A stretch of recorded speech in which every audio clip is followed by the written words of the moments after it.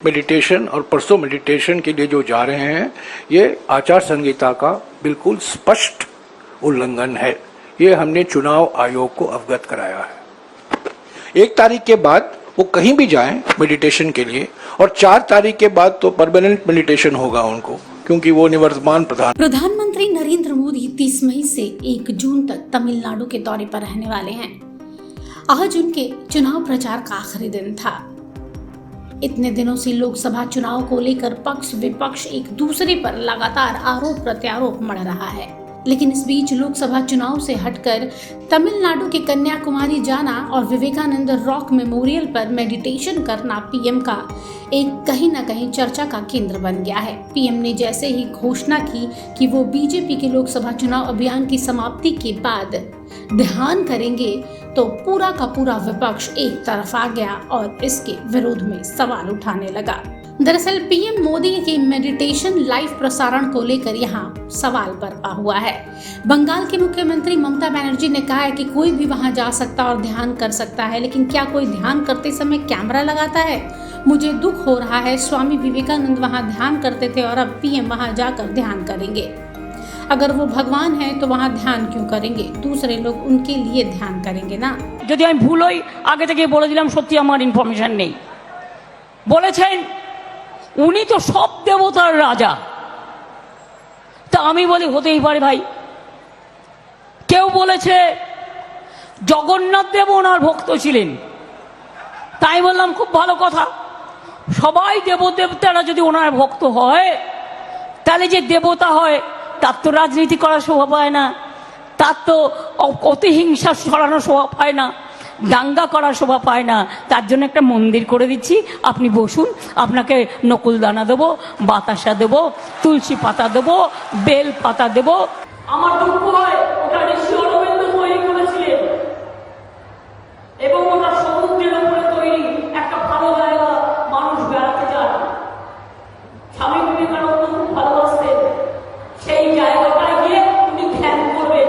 উনি নাকি দেবতার থেকেও বড় দেবতা, তাই যদি হয় ওনার ধ্যান করার। वहीं कांग्रेस भी इसमें पीछे नहीं है। उदित राज ने कहा है मेडिटेशन के लिए अकेलापन चाहिए, ये ध्यान नहीं प्रचार और प्रोपेगेंडा है। पीएम की कोई गरिमा नहीं है। पहले के साधु संत ध्यान के लिए अकेले जाते थे, लेकिन ये नई परंपरा लेकर आए हैं जहां कैमरा लेकर जाकर मेडिटेशन किया जा रहा है। वहीं कांग्रेस नेता दानिश अली ने भी वार किया है पीएम पर। उन्होंने कहा है चुनाव आयोग को कहना चाहिए कि मीडिया इसका लाइव प्रसारण ना करे। जहां से राहुल गांधी ने भारत जोड़ो यात्रा शुरू की थी, वहीं पीएम ध्यान करने जा रहे हैं। पीएम मोदी ने अपनी पारी का अंत तय कर लिया है। वहीं समाजवादी पार्टी भी इसमें पीछे नहीं है। समाजवादी पार्टी के मुखिया अखिलेश यादव ने भी पीएम पर निशाना साधा और कहा मेडिटेशन की जरूरत तो 5 से 7 साल पहले थी, 10 साल के बाद तो अब फुर्सत है तो ध्यान लगाते रहेंगे। जहां ध्यान लगाने जा रहे हैं उस जगह पर तो भारत की सीमा खत्म हो जाती है और आगे पानी ही पानी है। पता नहीं हमारे पीएम कहां चले जाएंगे। वहीं टीएमसी की नेता महुआ मोइत्रा, जो खुद कभी विवादों में घिरी हुई थी, उन्होंने भी पीएम के बायोलॉजिकल वाले बयान पर तंज कसा है और कहा है कि पीएम के बायोलॉजिकल माता पिता नहीं है, वो तो दैवीय हैं, उन्हें ध्यान करना चाहिए। 4 जून के बाद उन्हें ध्यान करने की ज्यादा जरूरत पड़ेगी। उम्मीद है कि कुछ समय वो वहीं रहेंगे।